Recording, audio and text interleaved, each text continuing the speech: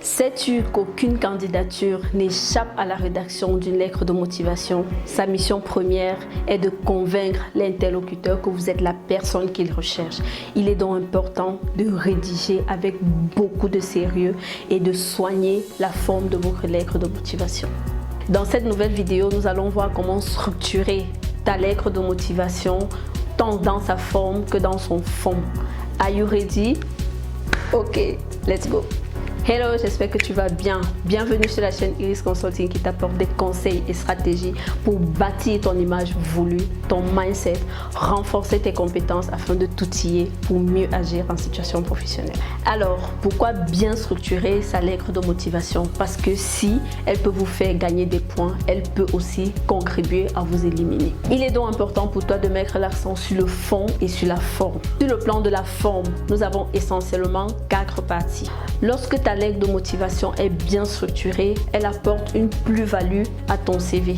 Elle montre ton engagement et peut te repêcher si tu manques d'expérience. La première partie, qui est l'en-tête, comporte en haut à gauche ton identité complète selon si tu es dans une rédaction en française, parce que si tu es dans une rédaction en anglaise, elle sera plutôt à droite. À la suite de ton identité complète, à droite, tu mets la date.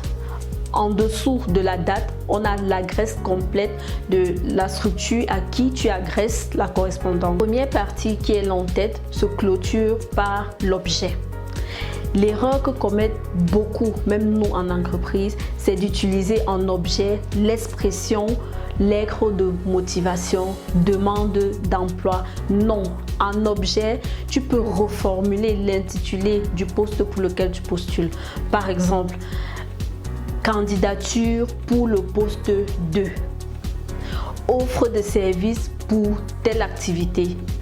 Une fois terminé avec l'en-tête, tu entres dans la deuxième partie, qui est la formule d'appel. C'est une phrase qui te permet d'ancrer dans le vif du sujet. Généralement, on dit monsieur, madame, le directeur. Mais toi qui as fait des recherches, tu peux dire monsieur tel en nommant la personne parce que tu as fait des recherches et tu connais celui qui est responsable des RH dans la structure. Ton premier paragraphe doit comporter ta phrase d'accroche qui montre au recruteur que tu connais son entreprise, tu connais les produits qu'il vend, tu connais les services qu'il propose. Le deuxième paragraphe, toujours dans le corps de ta lettre, doit présenter ton profil, tout en faisant le rapprochement entre le poste que tu sollicites et ton expérience professionnelle. Tu dois pouvoir, au troisième paragraphe, négocier un rendez-vous avec des phrases telles que « je suis disposé à »,« je souhaiterais vous rencontrer pour ». Une fois que tu as négocier le rendez-vous, alors tu entres dans ta quatrième partie en faisant appel aux formules de politesse. Fais des recherches sur les formules de politesse qui existent et les différentes règles d'utilisation.